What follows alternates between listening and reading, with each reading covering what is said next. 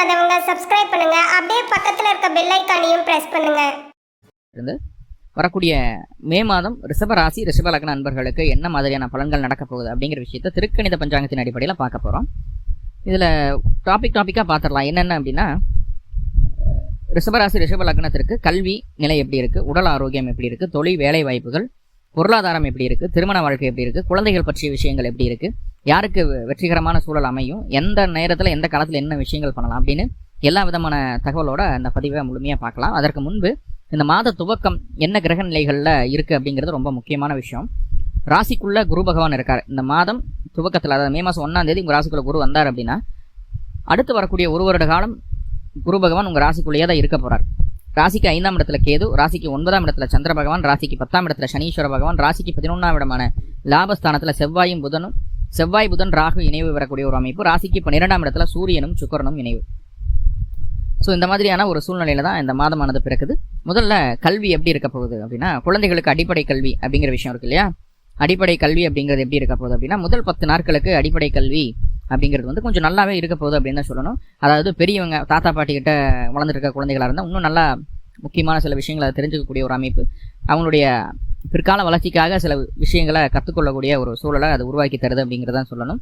ஆனால் இந்த 10ஆம் தேதியிலிருந்து 31ஆம் தேதி வரைக்கும் எப்படி இருக்க போகுதுன்னா, அந்த 2ஆம் அதிபதி அப்படின்னு சொல்லக்கூடிய புதன் உங்கள் ராசிக்கு 12ஆம் இடமான மேசராசிக்குள்ளே வரப்போறாரு.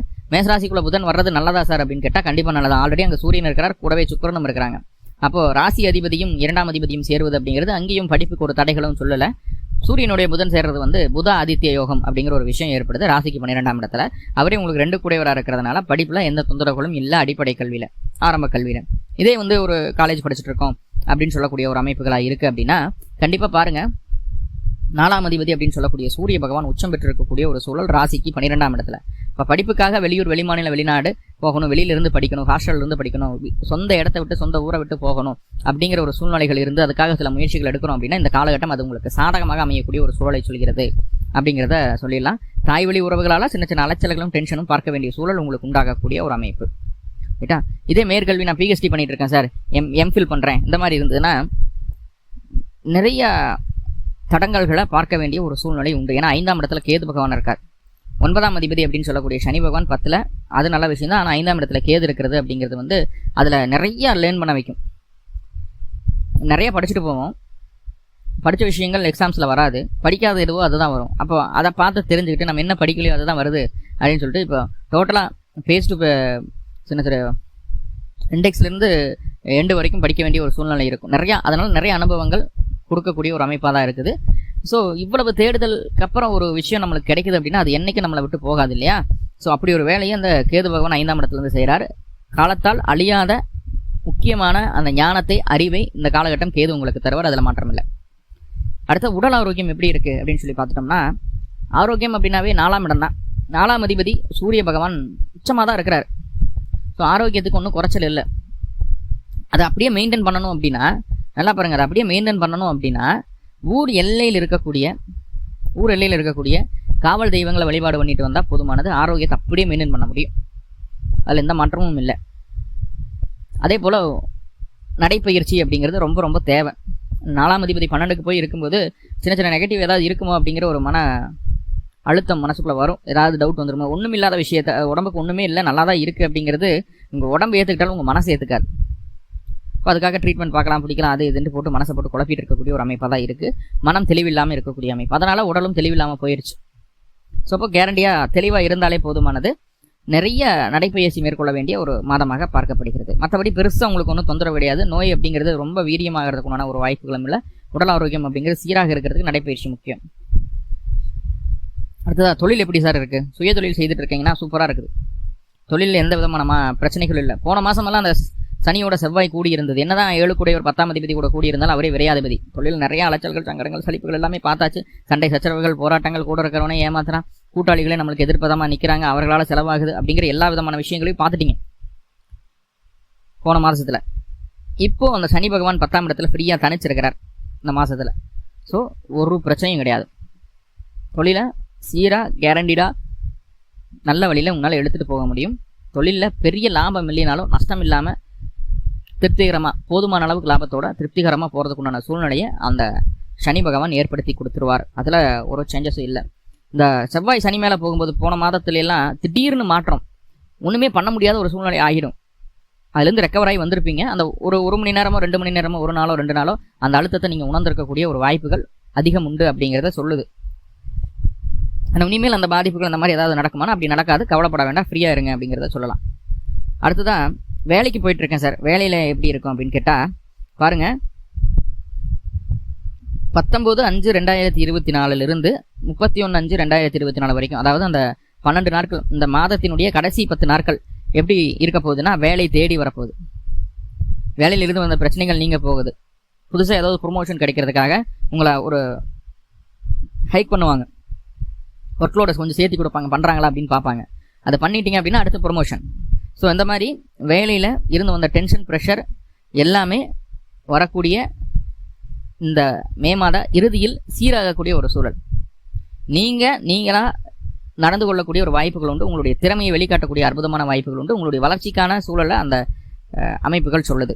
ஏன்னா அந்த காலகட்ட சுக்கிரன் உங்கள் ராசிக்குள்ளேயே வந்துருவார். உங்கள் ராசி அதிபதி ராசிக்குள்ளே பலமாக இருக்கிற உண்டான அமைப்பு அப்படிங்கிறது வந்து ரொம்ப ரொம்ப ஒரு பாசிட்டிவான விஷயம். இப்போ மாத கடைசியில் உங்களை ஜெயிக்கிறதுக்கு யாரும் இல்லை, எடுத்த காரியங்களை பக்காவாக சூப்பராக செஞ்சு காட்டிடுவீங்க, அதில் வெற்றியும் உண்டாகும் உங்களுக்கு அப்படிங்கிறத சொல்லுது. வேலையில் இருந்து வந்த பிரச்சனைகள் தீரும். நம்பிக்கையின் பேரில் கடன் கொடுப்பாங்க உங்களுக்கு, நம்பிக்கையின் பேரில் கடன் கொடுப்பாங்க. ரொம்ப ஒரு நோட்டீஸ் பண்ணக்கூடிய பாயிண்ட் என்ன அப்படின்னா, பெண்கள் கிட்ட ஜாக்கிரதையாக இருந்துக்குங்க. அதாவது 19/5 31/5 வரைக்கும் பெண்கள் கிட்ட ஜாக்கிரதையாக இருந்துக்குங்க. ஏன்னா எதிர்ப்புகள் பெண்கள் மூலமாக உருவாவதற்கு வாய்ப்புகள் 90% உண்டு. நம்ம சிவனையில் இருந்தாலும் நம்மளை தேவையில்லாத பிரச்சனைகள் உள்ளே இழுத்துட்டுருவாங்க, கவனமாக இருங்க. ஸோ அந்த ஒரு நேர்த்தி, அதில் ஒரு கவனம் மட்டும் இருந்தால் போதுமானது. அடுத்ததான் பொருளாதார அமைப்புகள் எப்படி இருக்குது அப்படின்னு சொல்லி பார்த்துட்டோம்னா, 2ஆம் அதிபதி புதன் பகவான் 11ஆம் பாவத்தில் போய் நீசமாயிடுறார். எப்போ வரைக்கும் அப்படின்னா, முதல் 10 நாட்கள் அந்த புதன் நீசமாக இருக்கிறார். அப்போது 2ஆம் அதிபதி 11க்கு போகிறது நல்ல விஷயம். ஆனால் நீசமாக இருக்கிறார் அப்படிங்கிறது வந்து அந்த அளவுக்கு ஒரு ஏற்புடைய ஒரு அமைப்பு கிடையாது. நிறைய திறமை, அந்த திறமையை சரியான விதத்தில் பயன்படுத்தி எல்லா காரியத்தையும் சக்ஸஸ்ஃபுல்லாக முடிச்சிடுவீங்க. அதன் மூலமாக பொருளாதாரமும் உங்களுக்கு கிடைக்கும். ஆனால் அந்த பொருளாதாரம் கிடைக்கக்கூடிய அமைப்பு உங்களுக்கு போதுமானதாக இருக்காது, லாபம் போதுமானதாக இருக்காது, செய்த செயலுக்குண்டான கூலி கூட கிடைக்காது. ஆனால் காசு பண வருமானம் வரும், அது பத்தாமல் வரும். அதுதான் அங்கே நீசம் அப்படின்னு சொல்லக்கூடிய புதன் செய்யக்கூடிய வேலை. இப்போ பொருளாதாரத்தில் கவனமாக இருக்கணும் சார். இதனால் குடும்பத்துக்குள்ள பிரச்சனைகள் வருமா சார் அப்படின்னா, கண்டிப்பாக குடும்ப உறவுகளில் விரிசல் ஏற்படுறதுக்கு வாய்ப்புகள் இருக்குது. ஏன்னா உங்களுடைய பேச்சிற்கு மதிப்பு கிடைக்காமல் போகும்போது அந்த உறவிடம் உங்களுக்கு விரிசல் வருவதற்கான வாய்ப்புகள் உண்டாகும். இப்போ நம்ம சொல்கிற பேச்சை கேட்கல, மதிக்கல அப்படின்னு நம்ம ஒரு சில விஷயங்கள் வந்து விலகி வந்துடுவோம். அந்த மாதிரியான சூழ்நிலை உண்டு. அப்போ குடும்ப உறவுகளுக்குள்ள இந்த மாதிரி பிரச்சனைகள் வரும்போது இது கடந்து போயிடும், ஒன்றும் பிரச்சனை இல்லை அப்படின்னு சொல்லி மனசை தேத்திட்டு அடுத்த விஷயத்தை நோக்கி நகரணும் அப்படிங்கிறத மைண்டில் வச்சுக்கோங்க. இந்த 14/5/2024 அன்னைக்கு 4ஆம் அதிபதி அப்படின்னு சொல்லக்கூடிய சூரியன் ராசிக்குள்ள வந்து உட்கார்றார். ஸோ இப்போது உங்களுடைய முழு திறன் வெளிப்படுத்தி அதற்குண்டான இந்த திறமைக்குண்டான அங்கீகாரத்தை பெற்றுக்கொள்ளக்கூடிய ஒரு சூழல். அந்த சூழ்நிலைகளில் வருமானம் அப்படிங்கிறது கைக்கு கிடைக்கிறதுக்கு உண்டான ஒரு அமைப்பை சொல்லுது. மே மாதம் 14ஆம் தேதிக்கு மேலே ஒரு சின்ன சப்போர்ட் நம்மளுக்கு கிடைக்கும் அந்த பொருளாதார ரீதியாக. ஸோ அதை சரியாக பயன்படுத்திக்க வேண்டிய ஒரு கட்டாயம் உண்டு. ஏன்னா 10ஆம் தேதி புதன் வந்து உங்கள் ராசிக்கு 12ஆம் பாவத்துக்கு வந்துடுறாரு.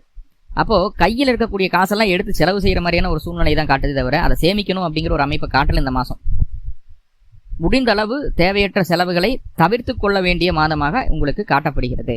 என்னதான் பொருளாதாரம் கையில் காசு பணம் வந்தாலும் வரவுக்கு மிஞ்சி செலவு இருக்கக்கூடிய ஒரு அமைப்பு அப்படிங்கிறத சொல்லுது. கவனம் தேவை பொருளாதார விஷயத்தில். குடும்ப உறவுகள் கிட்ட பேசக்கூடிய பேச்சில் நிதானம் வேணும், கவனம் வேணும் அப்படிங்கிறத சொல்லுது. ரைட். அடுத்ததாக திருமண வாழ்க்கையில் பொருளாதாரத்துக்கு ஒரு 100% கவனம் செலுத்தினீங்கன்னா திருமண வாழ்க்கைக்கு ஒரு 200% கவனம் செலுத்த வேண்டிய ஒரு அமைப்பு. என்னடா கொஞ்சம் நெகட்டிவாக சொல்கிறாங்க, இருக்கிற விஷயங்களை ஓப்பனாக சொல்கிறேன். உங்களுடைய சுய ஜாதகத்தில் செவ்வாயினுடைய தசாபுத்தியோ அல்லது ராகுவினுடைய தசாபுத்தியோ நடந்தது அப்படின்னா, அல்லது உங்கள் சுய ஜாதகத்தில் செவ்வாய் மீனத்தில் இருந்தது அப்படின்னா, கண்டிப்பாக கணவன் மனைவிக்குள்ள பிரச்சனைகளை சந்திக்க வேண்டிய ஒரு சூழ்நிலை வந்துவிடும். உங்கள் சுய ஜாதகத்தில் சுக்கிரனோ செவ்வாயோ மீன ராசிக்குள்ளே இருக்குது அப்படிங்கிற பட்சத்தில் கண்டிப்பாக கணவன் மனைவிக்குள்ள பிரச்சனைகள், சண்டை சச்சரவுகள் வந்தே தீரும்.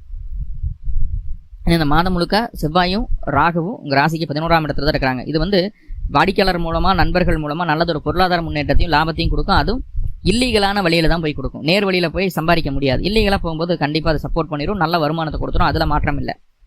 அந்த வருமானம் போதுமானதளவு இருக்காது அப்படிங்கிற ஒரு விஷயம் உண்டு. ரெண்டாவதா அந்த விஷயத்தினால கணவன் மனைவிக்குள்ள தேவையில்லாத கருத்து வேறுபாடுகள், கருத்து மோதல்கள் வர்றதுக்கும் வாய்ப்புகள் இருக்குது. முடிந்த அளவு உங்களுடைய வாழ்க்கை துணையை விட்டு கொடுத்து அனுசரித்து போக வேண்டும். ஏன்னா இந்த காலகட்டம் அவங்களுடைய எண்ணம், சிந்தனை எல்லாமே அப்நார்மலா இருக்கும்.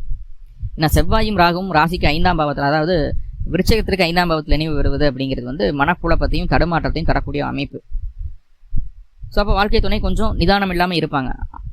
அப்போ கொஞ்சம் எமோஷனலாக பேசும்போது, கத்தும்போது அதை ஒரு பெரிய விஷயமா எடுத்துக்கிட்டு பிரச்சனை பண்ணி பிரிவை நோக்கி போகாம, சரி இது கடந்து போயிடும், அடுத்ததா வரக்கூடிய நாட்கள் நல்லதா மாறும் அப்படிங்கிறத நம்ம மனசார நினைச்சிட்டு மூவ் ஆன் பண்ணி போறது நல்லது. இப்போ இந்த பிரச்சனைகள் வராமல் இருக்கிறதுக்கு என்ன பண்ணலாம் அப்படின்னா சரபேஸ்வரர் வழிபாடு செய்யலாம். இந்த பிரச்சனைகள் வந்து தவிர்க்கிறது, கணவன் மனைவி ஒற்றுமை ஓங்க, சண்டை சச்சரவு வராமல் இருக்க சரபேஸ்வரர் வழிபாடு செய்யலாம். நிறைய பாசிட்டிவ், நிறைய நெகட்டிவ் பார்த்துட்டோம். இப்போ நெகட்டிவாக பாசிட்டிவாக மாற்றிக்கிறதுக்கு என்ன சார் பண்ணணும் அப்படின்னா அருகில் இருக்கக்கூடிய காவல் தெய்வ வழிபாடு செய்யலாம். பிறந்த நட்சத்திரத்தன்றும் பிறந்த கிழமை என்றும் இந்த வழிபாடு செய்துட்டு வரலாம். மேலும் தகவலுக்கு எங்கள் சேனலை மறக்காமல் சப்ஸ்கிரைப் பண்ணுங்கள். நன்றி.